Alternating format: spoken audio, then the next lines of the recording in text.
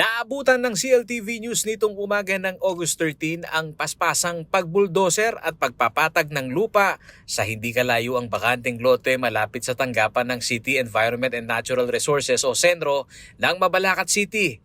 Nakatindig na ang dalawang malawak na tent na may tig-60 fully air-conditioned modular tent sa loob.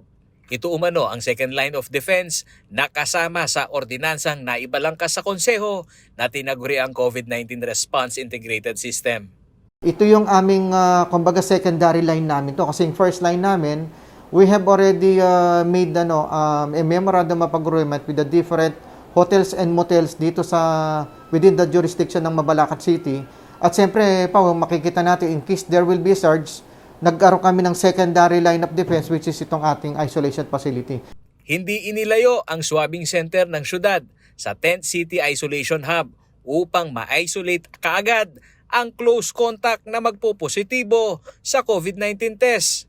Itong isolation facility natin, is kung makita nyo, yung kama pa lang dyan is first class, centralized aircon. At the same time, meron tayong drop and pick up ng ating ambulansya. At ang bottom line dito, dahil part ng ating contact tracing yan, nandun lang sa kabilang pader yung ating swabbing center. Kailangan na rin umanong paghandaan ang mobility ng mga Delta variant carrier na asymptomatic. Batay na rin daw sa rekomendasyon ng kanilang health consultant, ilalaan ang Tent City sa mga asymptomatic patient.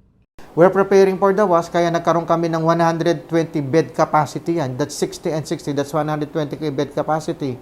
Kung hindi na kami maka-accommodate ng mga hotels and motels sa Mabalacat City, ito na yung secondary. Kaya lang, itong isolation facility natin yan will be purely used for the asymptomatic. Intact pa rin umano ang budget ng bakuna ng Mabalacat City, ngunit may mga realignment na rin silang ginawa para sa COVID-19 response ng syudad, partikular na ang higit na pagbibigay ng pondo sa laki ng gugulin sa mga pasilidad.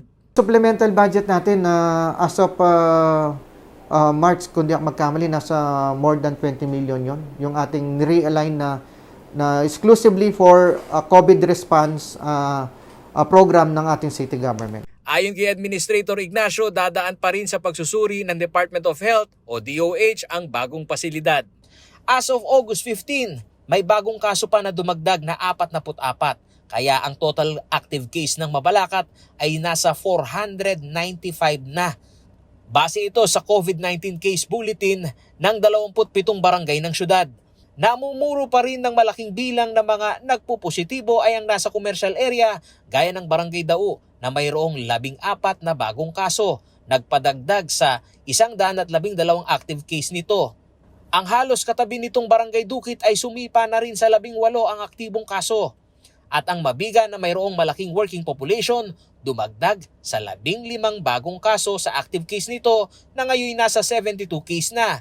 Habang relatibo rin ang double-digit na numero sa mga komunidad na dikit-dikit gaya ng Marcos Village, Mawake, Barangay San Francisco at Barangay San Joaquin. Paulo G. Santos, CLTV News.